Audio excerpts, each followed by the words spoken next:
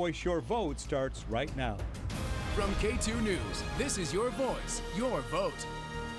Good morning, everybody. I'm Steve Dunn in Eastern Oregon on the Malheur National Wildlife Refuge. No doubt you've heard about this place since armed occupiers decided to take over this land 3 weeks ago.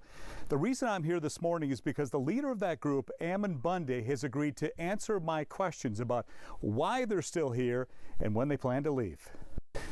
Ammon, this is going on 3 weeks now, this occupation. Are you surprised you're still here?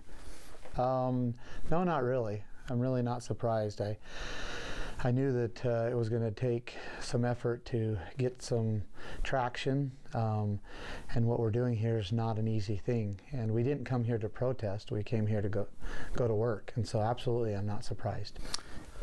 They had a big community meeting last night. You were in attendance. Some folks chanted that they wanted you to go. First of all, your thoughts when you heard that happening at that meeting?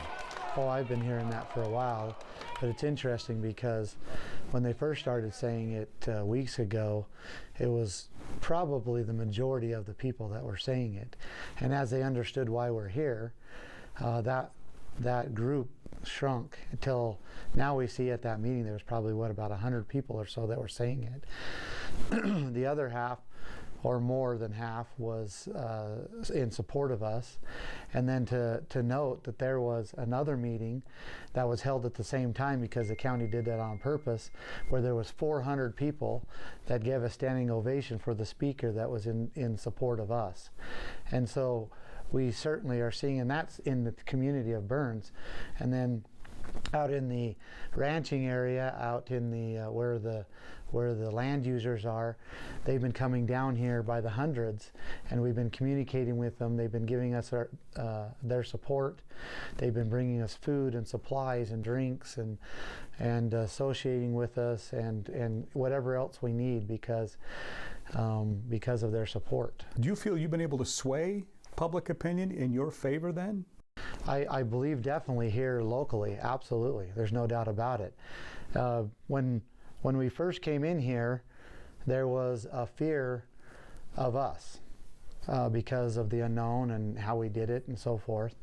And then what happened is, as the community has now begun to get to know us and associate with us and see how there is not a fear factor here as they come and go, and how we're here to defend and protect their rights, that fear then transferred to the federal government, because they blocked up the downtown, they put barricades around the courthouse and the schools, they began to occupy the school buildings and the courthouses, and so that fear transferred from us to them, and the community began to be afraid of them and their patrolling and all the force that is down there.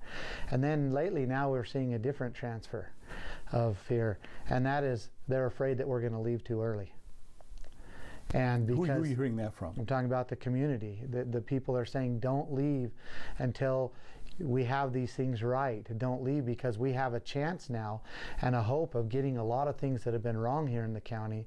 We have a chance to get those straightened out, and we're asking you not to leave too early. And that is what we're hearing from many people in the community, both now in Burns and outside of in the rural area. Because you did hear some last night who were chanting that they wanted you to go. It was a fairly large crowd, yeah, a boisterous crowd that said the time is now to go. What do you say to those folks? Well, I say again, like I said, there's always, no matter what you do, no matter what effort you take, there's always going to be that very small but very loud minority or even small group of people that are always going to oppose you. And it doesn't matter what you're doing. It doesn't matter if you're doing the greatest thing in the world. There's still a group that will oppose you. And so we're not going to change our direction, or we're not going to go and abandon the good that we're doing to appease to a very small group of people. What do you say to the folks who they agree with your message but not your tactics? I believe that there wouldn't be a message if we didn't have the tactics. That you and I would not be talking here if we had not done what we did. And that was part of why we did it, because we knew that we had to shake this community up to make them aware of really what was going on. And this is the way we felt guided to do it, and so that's what we did. What's your long-range plan? I mean, could this go on till August? Our long-range plan is to begin the assisting, and we are doing that right now, to assisting the people in claiming back their rights, in saying that it is theirs, and being able to document it. And so basically what that means is that the people begin to use their rights as theirs, and also have it under county jurisdiction. So that's basically what we're looking at. I'm sure you've heard from folks who say, hey, go in and get those guys out of there. When they talk about the federal government, let's go in and move them out. Are you prepared for something like that happening? The feds coming in? Sure. I mean, we didn't come in here to blind, and we didn't come in here ignorant to what the possibilities could be, but we did come in here as educated individuals who understand what our rights are, who understand what the supreme law of this land is, and understand that that supreme law has been violated. And so, in a way, if you will, we are enforcing that. And we stand very solid upon that. And all the legal avenues are very interesting, because anything that they try to do with us legally actually exposes the illegal actions that they have been placing upon the people of Harney County here for years. And why this plot of land? You could have picked any chunk of federal property in the United States. Why here?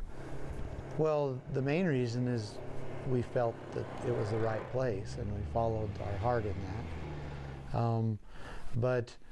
And then we look at the facility it is, and how it's been able to house us, being able to, we have the mess hall, we have the bunk houses, and how we have the laundry facilities, and the shop, and the equipment, and the offices, and the buildings, and our conference rooms.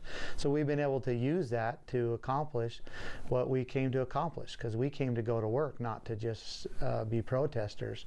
And so there's that aspect of it, but also this facility represents the oppression that has been placed upon the people. Just to make this facility, this refuge, if you will, it's 180,000 acres. It's 50 miles long, 40 miles wide. At one time, it all belonged to private ranchers, and now it's all been taken through many deceptions, through improper acquisitions, through condemning of ranches, through flooding that they imposed upon the rancher. All these adverse ways that the refuge has placed upon the ranchers to put them into duress, so that they'll either leave their ranch so that they can use it, or they'll put them in duress so that they have to sell to the refuge. That's how it was built. It was built upon breaking the backs of those that spent their livelihoods, their sweat, and their blood, and risked coming out here to establish a ranch. And the refuge came and broke their back so that they could take it from them. You know, there are folks out there saying, okay, you've been here 3 weeks. Made your point now, because you've been on certainly national news, international news now, and now it's time to pack up and leave. What do you say to them? They say we didn't come here to make a point. We didn't come here to be protesters. We came here to make a difference. And there is something that we have to understand, that we're either being acted upon or we are acting. And we have been acted upon as a people for long enough. And now it is time to act. And that's why we came here. We came here to work, and that's what we're doing. I will have more of my interview with Ammon Bundy on the Malheur National Wildlife Refuge when we come back.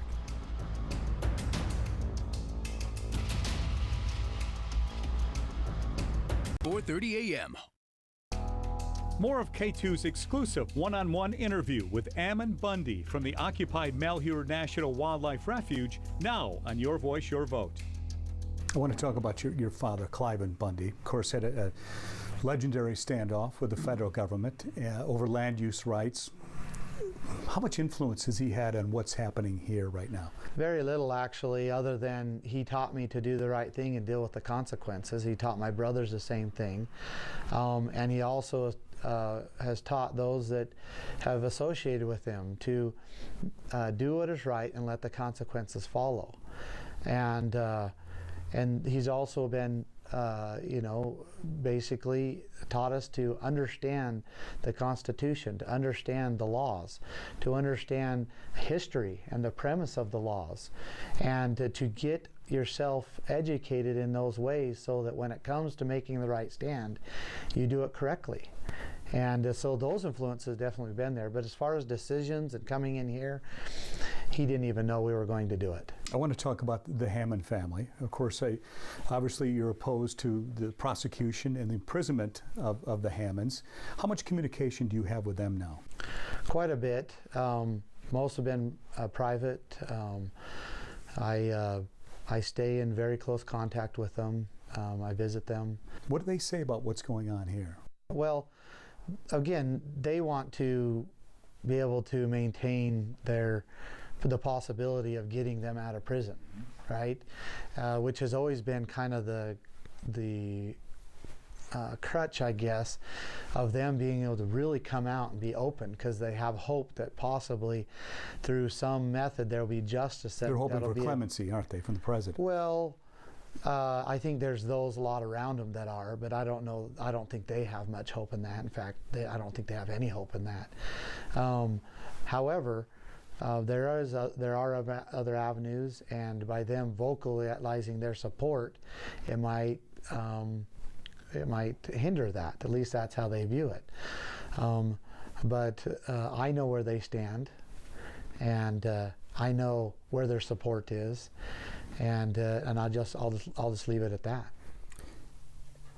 Whether this ends tomorrow or June or July, whenever, do you feel you will be prosecuted for what's happening here now? I'm not worried about that. I didn't come in here for personal reasons. I didn't come in here for any personal gain. In fact, it was just the opposite of that. And we didn't start this process by coming in here. You need to understand that, or people need to understand that. We started this process months ago, where we took the prudent measures to petition our elected representatives and to communicate with them, to sit down with them, and to ask them to get involved, because there's a great injustice here. And we were denied time and time again. So then we got other people involved, influential people with coalitions and groups and so forth across the western United States and across the entire United States. They got involved, meeting with the sheriff and meeting with the commissioners and asking them to look at what's going on and to address them, because what's happening is an injustice. And we were ignored, literally completely ignored the entire way. So then we went to legal measures, where we did a notice redress of grievance, which is a legal document that by law they are required to respond to.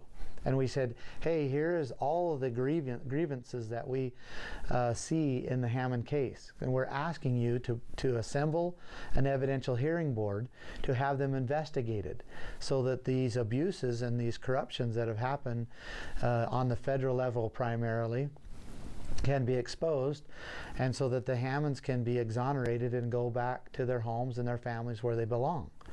They refused. In fact, they didn't even reply. And we had tens of thousands of names on that signature, or on that notice redress of grievance. And in Judge Grasty's own words, he said, oh, everybody who signed that is just a bunch of crazies. Well, Oregon was the most represented state of all the other states, and there was individuals from every state, including Hawaii and Alaska, that signed that. And they ignored it, completely ignored it. What could the federal government say today that would get you to leave? It's not what they can say, it's what they can do. What could they do? They could follow the Constitution of the United States and give these people back their lands.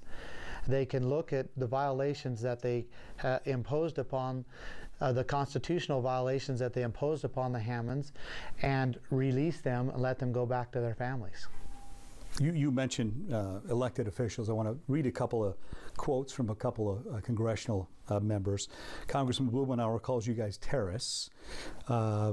We also had Senator Wyden, who said you appear to have committed a slew of felonies here. What do you say to these folks? So who are they from? Both Oregon. Senator Wyden and Congressman Blumenauer, both from the state of Oregon.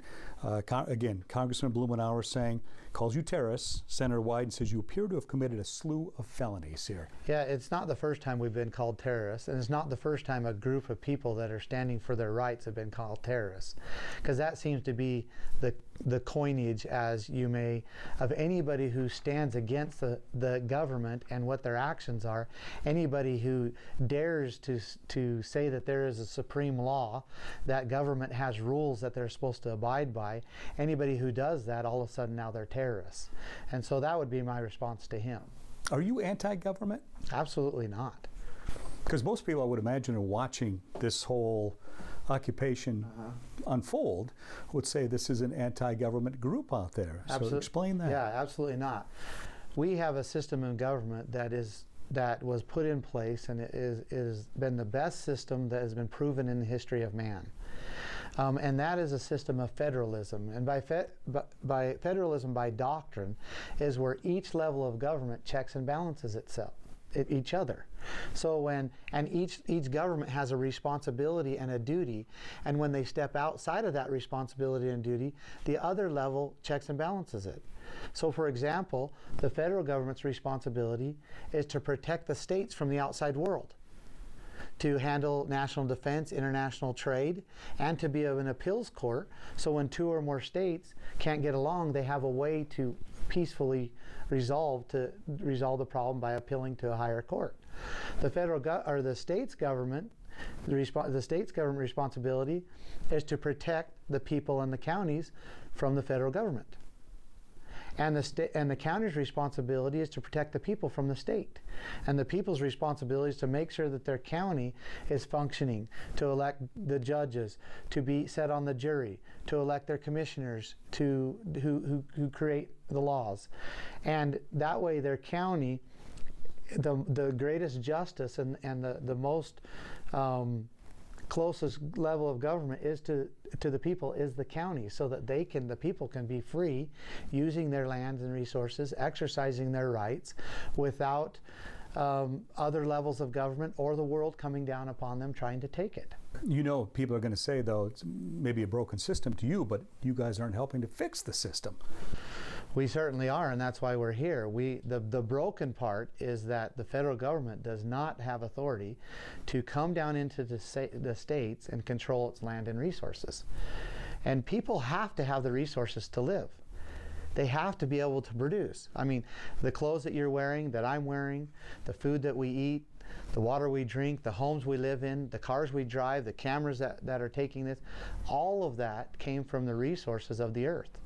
So people have to have access to their land and resources.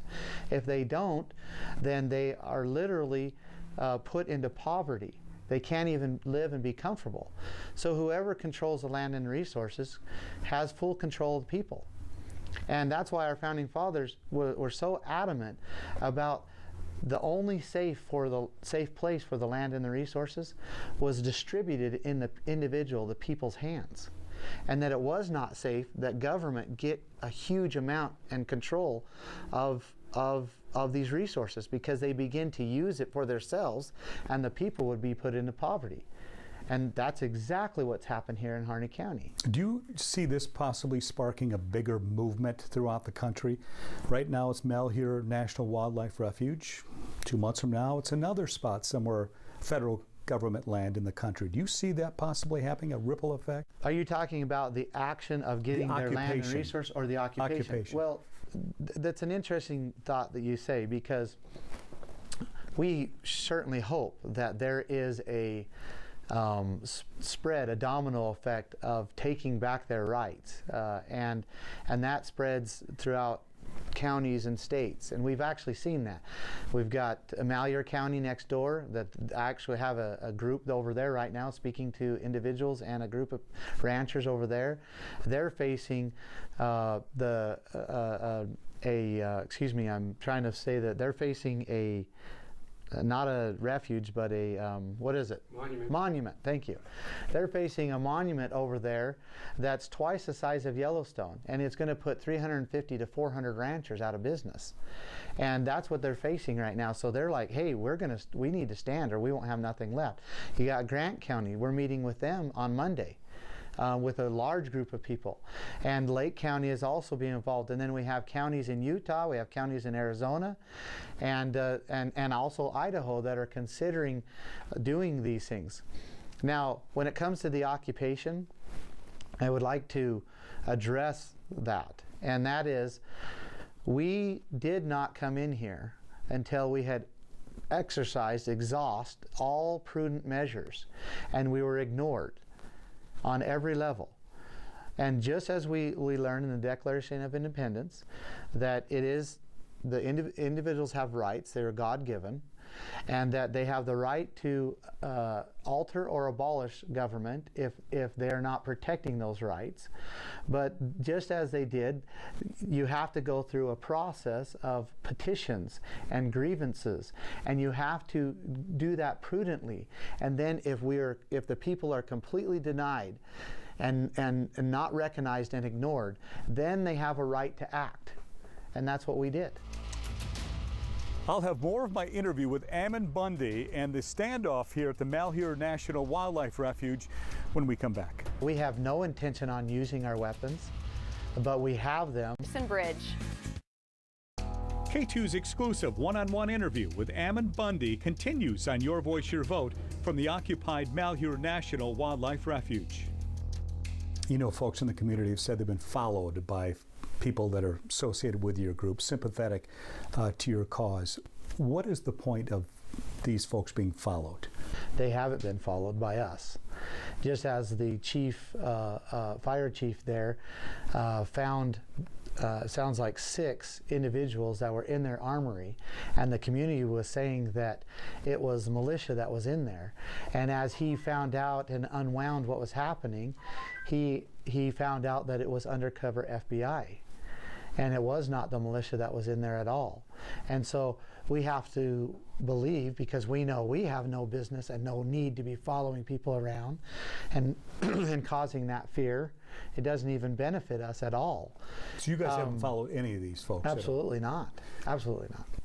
I want to talk about the weapons, because one of the big concerns of community members that this became an armed standoff. Mm-hmm. Could not the same thing have been accomplished without the guns?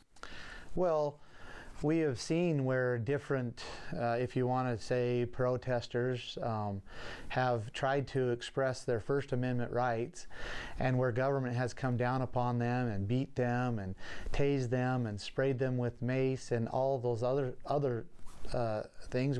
I mean, you don't have to look very far to see that.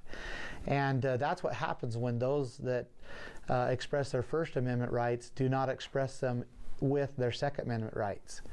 And so we have no intention on using our weapons, but we have them, and we're willing to stand with them in our own defense as we exercise our rights and as we restore our rights back to our brothers and sisters, back to our neighbors. So this is all just a part of this occupation, expressing your Second Amendment rights, having the weapons, with no plans to use them? No, using our Second Amendment rights. We are using our Second Amendment rights. There are rights. They were just documented in the Second Amendment. And as you might know or might not, there's more to the Second Amendment that most people think. And it says, a well-regulated militia being necessary for the security of a free state. Again, a well-regulated militia being necessary for the security of a free state. The right to bear arms shall not be infringed. You have been called a militia, you know that, by various folks throughout the country. I proudly take that name. You have no problem with that? No, absolutely. The militia is the people's army. The Constitution says, the Second Amendment says, it is necessary to have a well-regulated militia in order to secure a free state. In order to have a free state, you have to have a militia. This occupation, as you know, is costing the county, they say, thousands of dollars every single day. Is that something you guys will repay at some point? Absolutely, because it's not our choice that they brought in deputies from all the other counties. It's not our choice that they brought in the FBI and whatever else. It wasn't our choice that they barricaded the courthouse and the schools and brought in command centers and equipment and armed men. That was their decision. And the reason they made that decision was to put the people in fear, to turn them against us. And now that's backfiring. So they're not getting any money out of you once you do Absolutely depart. not. Absolutely not. And in fact, it's interesting because here you got government again spending all this money to defend and protect themselves. And yet the people, because of all this movement and action and all the people that are coming, the business owners are loving it. They're having the best year they've ever had in January, and it'll probably continue that. The hotels are open, the restaurants are full, the RV parks are full, and the list goes on and on. The print shops are busy, and the list goes on and on. So economically, we've already boosted their economy, but then you got the government over here hiding in the corner, wasting all their money. And that's just a perfect example of what's happening in Burns. Biggest misconception about you that people have? Maybe you can give it to me. I don't know. I don't know, but I would imagine probably with all the publicity around the country, people do see this as possibly terrorists, a large militia, armed militia. Is that the real you, or what is the real you? Well, I have a beautiful wife. I have a business with several employees. I've had that business for 18 years where I take care of commercial trucks. I contract with people who have fleets, and I manage and maintain their vehicles. I have 6 children from the ages 13 to 1 year old, and 3 boys, 3 girls. We believe in the Lord. We follow Him and try to do our best to be good people to our neighbors. I live on a 5-acre apple orchard, and I make my own apple pies and deliver them to my neighbors because I enjoy it. I have no ill intent upon the people and my neighbors. I only see, along with those that are around us, I see an injustice. I see the American people being abused. I see a need for someone to stand and take a role in trying to defend that. And I see the light of freedom being snuffed out and not being able to pass it on to my children. And so again, we have a choice to act or to be acted upon. This is emotional for you, I can tell. Absolutely. As you mentioned, your father influenced you greatly. Do you plan to pass along that same influence, or are you, to your children as well? I can only hope that I'm as effective as my father. And I certainly desire to do that, absolutely. One final question. Your best estimate, when will this be over? It will be over when the people of Harney County have their feet and legs strengthened enough that they can begin to do this on their own. Time-wise, no estimate? There is no estimate of time. Although it is happening very rapidly, and the people of Harney County are responding even faster than we even anticipated. And you know, that's why when you go to these meetings, you got 400 or 500, 600 people at them, and the parking lots are full, and the people are talking and engaging. Because they're working through this. They're getting educated. They're understanding that individuals are the ones who have rights, not government. That government was there for them. And that the individuals, in order to reclaim that, if you will, back, all they have to do is stand up and begin using it and be willing to say that it's ours. And that's what's happening. Would you be surprised if you're still here springtime? I would not be surprised if we're still here springtime, because when the snow melts, that's when the people begin to use their land. And that's really going to start to be a determining factor of whether they feel like the chains have been loosed and they're free. And it'll be in the usage part of their lands that'll determine that. if I had to ask you the same question I asked Ammon Bundy, would you be surprised if this were still going on in the springtime? I would hope it's not.